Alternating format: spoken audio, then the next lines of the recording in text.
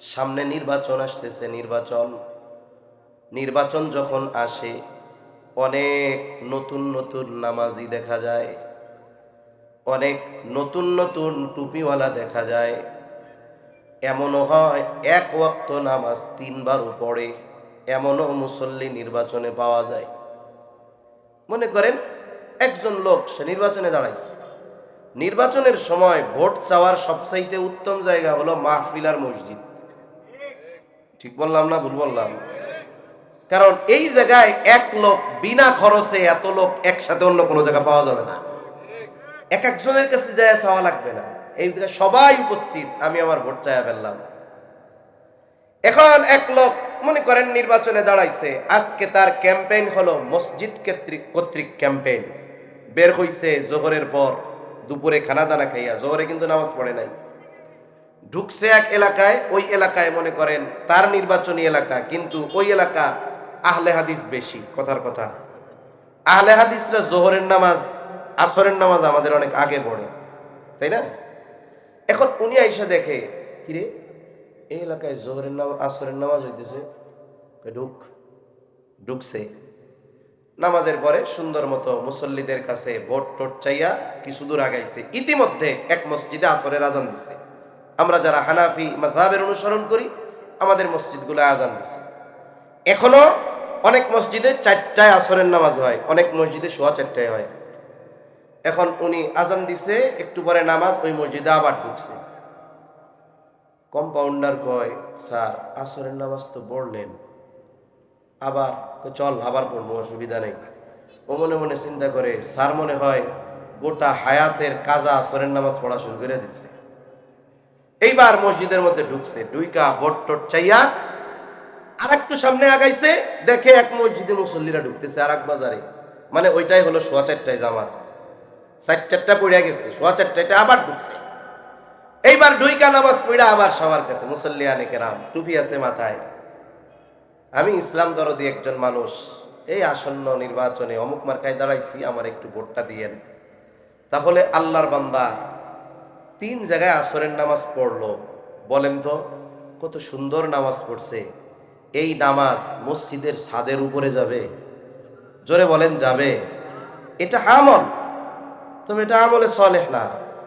এটা আমাদের দৃষ্টিতে আমল, আর এটা আল্লাহর কাছে আমল কবুল হওয়ার কোনো সুযোগ নাই। এক মসজিদের ঘটনা শোনাই, এক ইমাম সাহেবের ঘটনা। তা এক এলাকায় 2 জন লোকই হজ করছে, একজন একবার করছে আর একজন একাধিকবার করছে। তা অনেক সময় মানুষ কাউরে হাজী সাহেব ডাকে।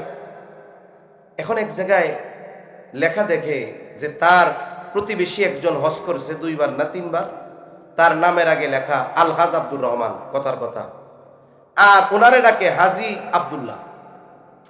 আলহাজ শুনতে একটু ভাল লাগে না? আর ওনারে ডাকে হাজি, এটা একটু পুরান পুরান লাগে। ইমাম সাহেবের কাছে নামাজের পরে বলে, হুজুর একটা মাসালা জানতে চাই। মাসালা কোনটা আর কি কোনটা অনেক মানুষ এখনো বুঝে না। কি মাসালা? কই হুজুর, আমিও হজ করলাম, অমক আব্দুর রহমান আমার ওই যে পাশে বাড়ি, সেও হজ করছে। হজে গিয়া কি আমি একটা করছি, উনি আর কিছু করছে নাকি? কয় না, হজে গিয়া তো সবাই একই কাজ করে।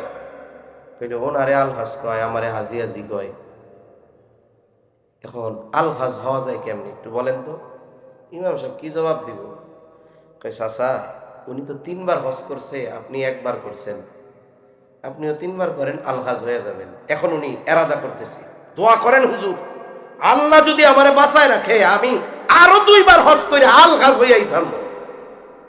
সে যদি 100 বছর হায়াত পায়, প্রতি বছর যদি হজ করে, আলহাজ নামের আগে আসতে পারে, কিন্তু ওই হজ আল্লাহ পর্যন্ত পৌঁছাবে না। এজন্য আমল করলেই সেটা আমলে সালেহ হয় না, আমল করলেই সেটা আল্লাহর কাছে গৃহীত হয় না, কবুল হয় না।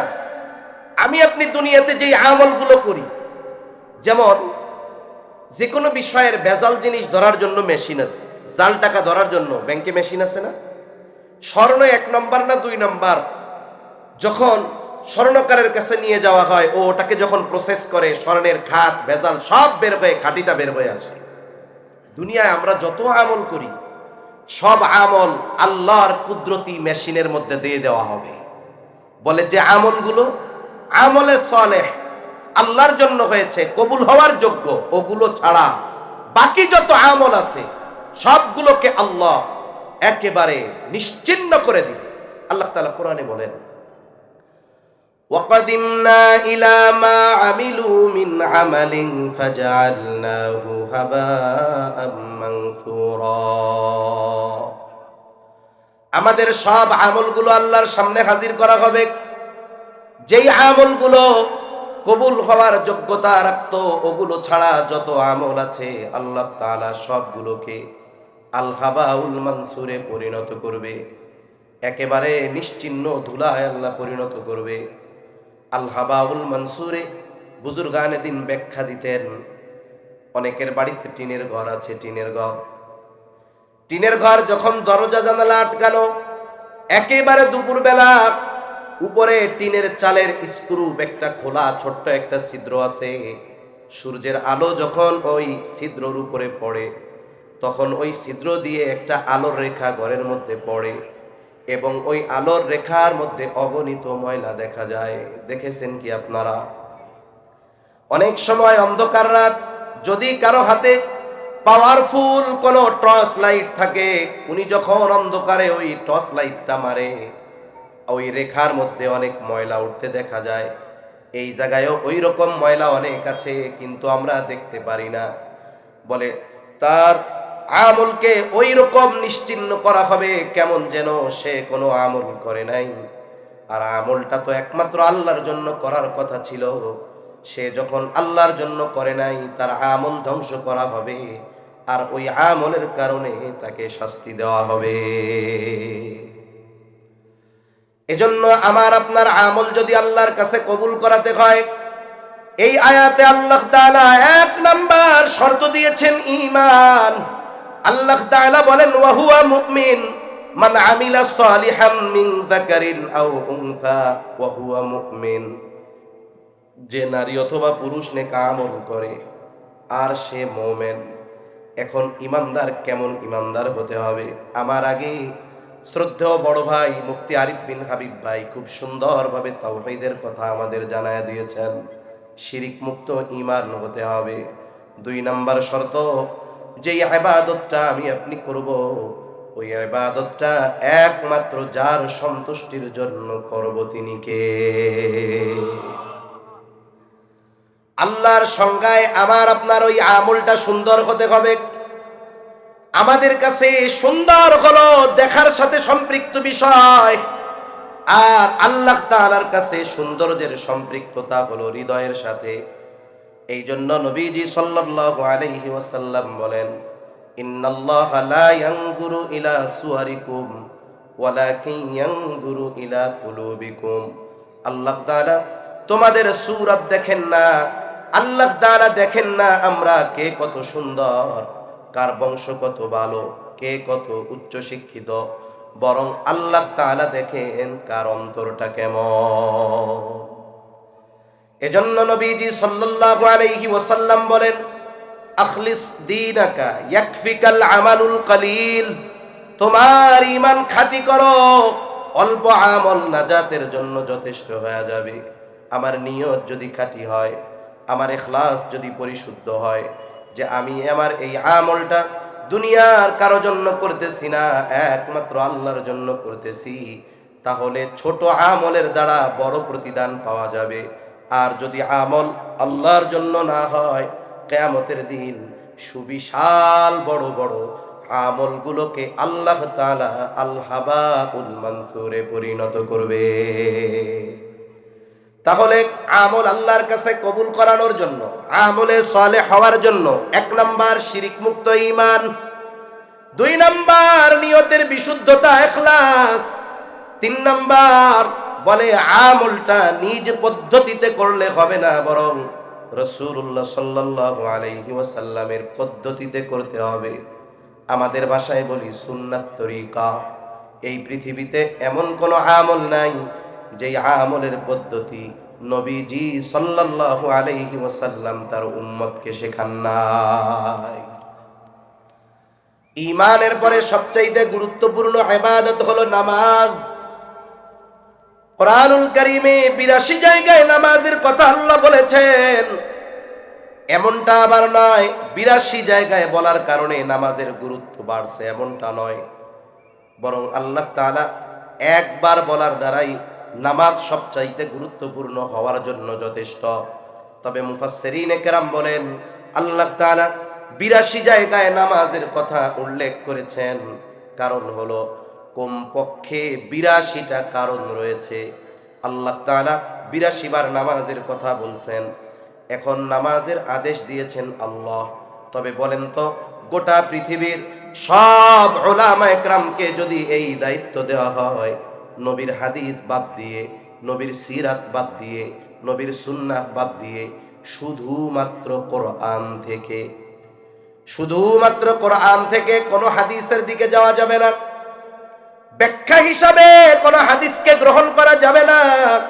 শুধুমাত্র কোরআনের যেই ইবারাত, এটা থেকে ফজরের যে 2 রাকাত নামাজ আমরা পড়ি, ফরজ অথবা সুন্নাত, যেই পদ্ধতিতে পড়ি, শুধুমাত্র কোরআন থেকে ওই নামাজের সব মাসালাগুলো শুধু কোরআন থেকে বের করতে হবে। বলেন তো, কিয়ামত পর্যন্ত যদি সুযোগ দেওয়া হয়, নবীজিকে বাদ দিয়ে, সুন্নাহ বাদ দিয়ে, সিরাত বাদ দিয়ে, হাদিস বাদ দিয়ে 2 রাকাত নামাজ পড়ার পদ্ধতি শুধু কোরআন থেকে বের করা সম্ভব নাকি? কিয়ামত পর্যন্ত সম্ভব নয়। এজন্য মোটা দাগে কিছু কথা আমরা সহজে বুঝতে পারি। যেমন আমাদের দেশে নতুন এক ফিতনা আসছে, এটা শিক্ষিত কিছু শয়তানের মাধ্যমে এই ফিতনার প্রসার করতেছে। এটার নাম হলো আহলে কোরআন। কি বলেন তো? আহলে কোরআন। তারা সরাসরি হাদিস অস্বীকার করে। এখন কোরআন যার কাছে নাজিল হয়েছে, নাকি ওদের কাছে আল্লাহ সরাসরি আসমান থেকে 30 পারা কোরআন নাজিল করছে কোনো মাধ্যম ছাড়া? ওদের কাছে আসছে? নবীজির কাছে আল্লাহ কোরআন নাজিল করছে। এই আহলে কোরআন এরা হাদিস অস্বীকার করার মাধ্যমে স্বয়ং কোরআনকে, নবীজিকে অস্বীকার করে। সেজন্য এই ধরনের ফিতনায় অনেক সময় সাধারণ মানুষ পড়ে যায়, আমরা বুঝি না। এরা যে একটা ভ্রান্ত মতবাদ, এরা যে পথভ্রষ্ট পথচ্যুত, এটা বোঝার জন্য তো অনেক বড় জ্ঞানের দরকার হয় না। কোরআনই তো নাজিল হয়েছে নবীজির কাছে, তাহলে সেই নবীজির কথাগুলোরে যদি তোমরা অস্বীকার করো, এর দ্বারা তো নবীকে অস্বীকার করো, কোরআনকে অস্বীকার করো তোমরা। এজন্য সাবধান। এগুলো যত রসাত্মক, রসালো আর চটকদার কথা বলুক না কেন, এ ফাঁদগুলোতে পড়া যাবে না। আল্লাহ আমাদের হেফাজত করুক, বলি আমিন। তাহলে নামাজের আদেশ কোরআনে, আর নামাজের পদ্ধতি উম্মতকে শিখিয়েছেন মুহাম্মাদুর রাসূলুল্লাহ সাল্লাল্লাহু আলাইহি ওয়াসাল্লাম। নামাজের আদেশ করেছেন আল্লাহ, নামাজ শিখিয়েছেন আমাদের মুহাম্মাদুর রাসূলুল্লাহ। এই জন্য নবীজি সাল্লাল্লাহু আলাইহি ওয়াসাল্লাম বলেন, সল্লু কামা রাআইতুমুনি উসাল্লি। আমাকে যেভাবে তোমরা নামাজ পড়তে দেখো সেইভাবে নামাজ পড়ো। আরেকটা উদাহরণ দেই, কোরআনুল কারীমের মধ্যে আল্লাহ তাআলা নির্দেশ দিয়েছেন, ওয়ারকাউ মা'র রাকিঈন। নামাজে বাহিরে ভেতরে যেই 13 ফরজ, ভেতরের ফরজগুলোর মধ্যে একটা ফরজ হলো রুকু করা। কি করা? রুকু করা। কোরআনুল কারীমে আল্লাহর নির্দেশ, ওয়ারকাউ মা'র রাকিঈন, রুকুকারীদের সাথে রুকু করো। রুকু শব্দের শাব্দিক অর্থ হলো ঝুঁকা। রুকু শব্দের শাব্দিক অর্থ কি? ঝুঁকা। এখন যদি কোনো ব্যক্তি নবীজিকে বাদ দিয়ে রুকু করতে চায়, এখন সে নামাজে দাঁড়াইছে, আমি মনে করেন দাঁড়াইছি আপনাদের পাশে, গ্রামের একজন মুসল্লি আমার পাশে। রুকু যখন ইমাম সাহেব করলেন, আমি শুধু মাথাটা একটু ঝুঁকাইয়া দিলাম। নামাজের পরে উনি আমারে ধরবে যে, হুজুর দেখে তো মোল্লা মোল্লা মনে হইতেছে, মাথায় ব্যথা। না না, তাইলে রুকু করলেন না কেন? আমি কি রুকু করছি? তো রুকু শব্দের অর্থ ঝুঁকা, ঝুঁকছি, একটু এরকম ঝুঁকছি। ধর কোন জায়গার মোল্লা, এটারে রুকু হয় নাকি? আমি বললাম, আমি যদি বলি যে রুকু শব্দের অর্থ তো ঝুঁকা, ঝুঁকছি তো, আমার ওই ঝোঁকাকে আমরা যেটাকে রুকু বলে বুঝি, সে কি সেটা মেনে নিবে? মেনে নিবে না।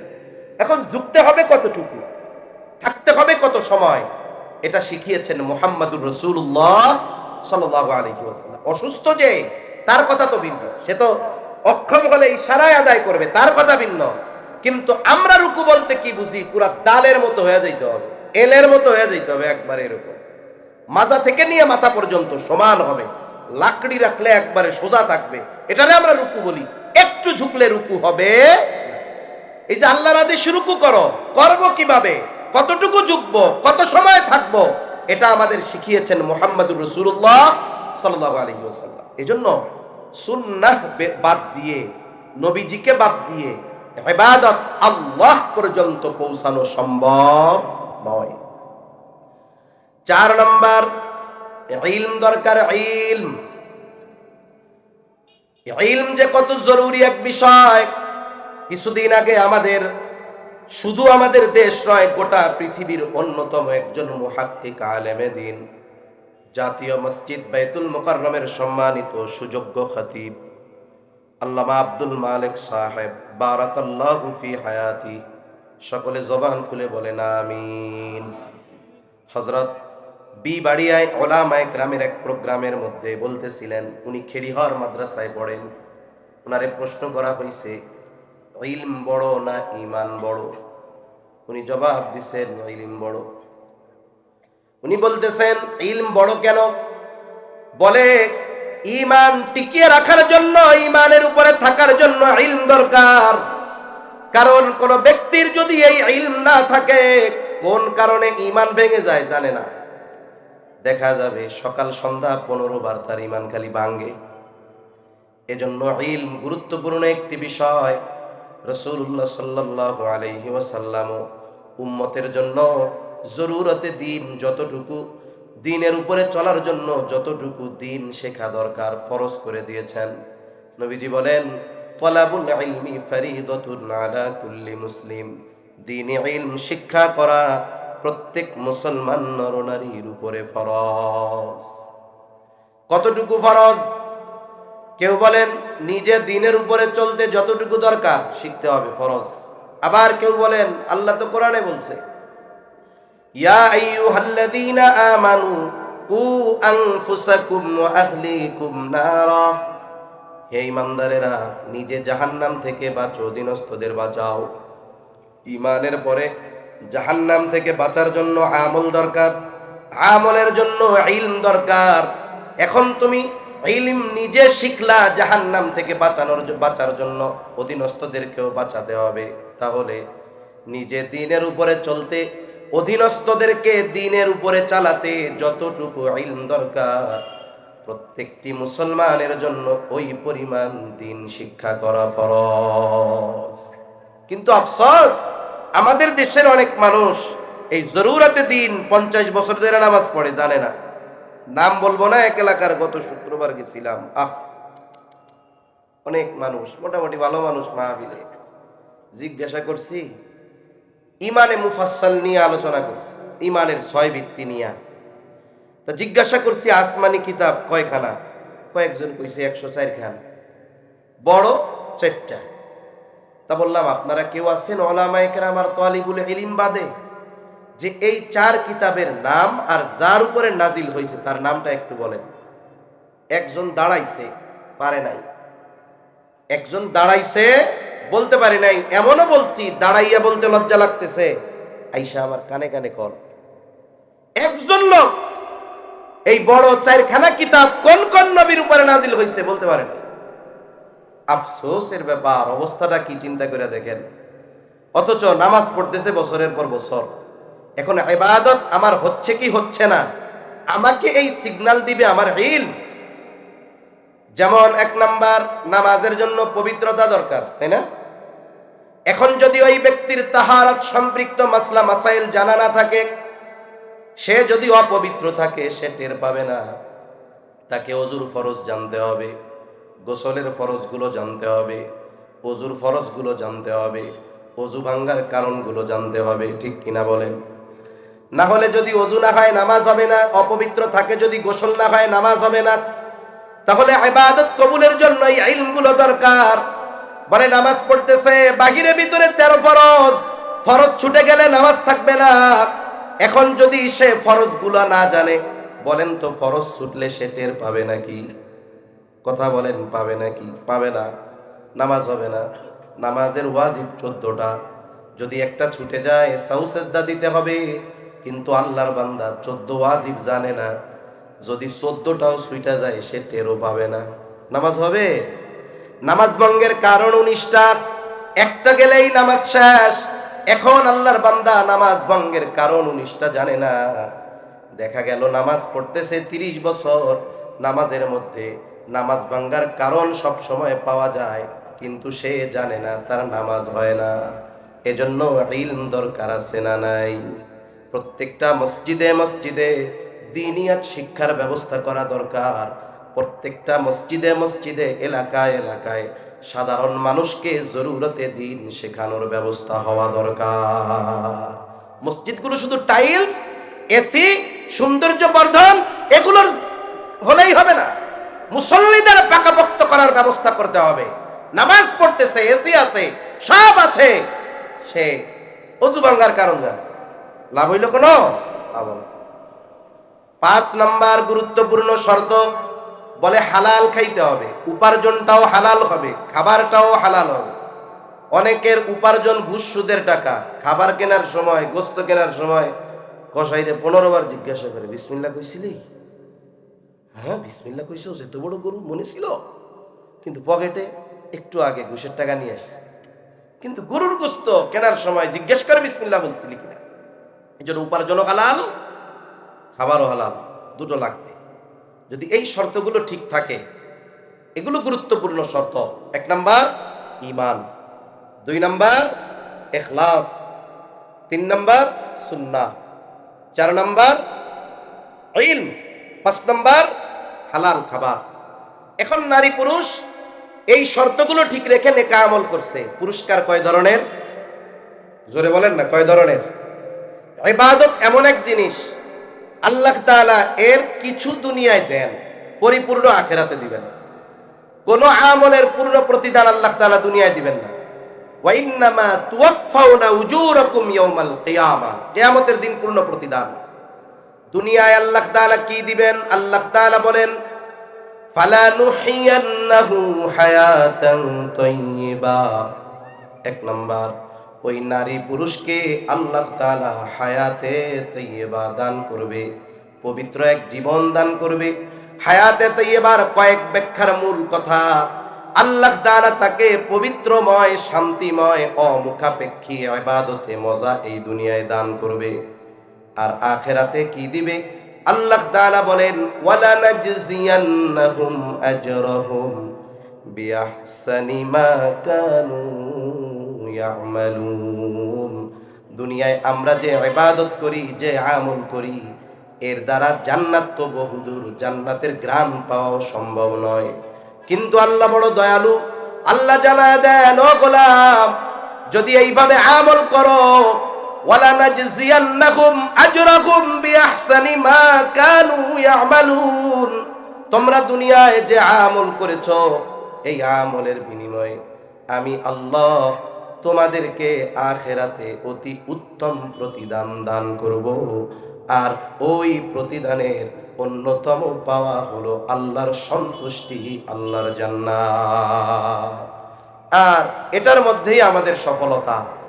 আমরা যদি আল্লাহর সন্তুষ্টি অর্জন করতে পারি, জান্নাতে যদি পৌঁছাতে পারি, এটাই সফলতা, ঠিক না? নার ওয়া উদখিলাল জান্নাতা ফাকাদ ফাজ, যাকে আগুন থেকে, জাহান্নাম থেকে বাঁচানো হবে, জান্নাতে প্রবেশ করানো হবে, আল্লাহ বলেন ফাকাদ ফাজ, সেই সফল।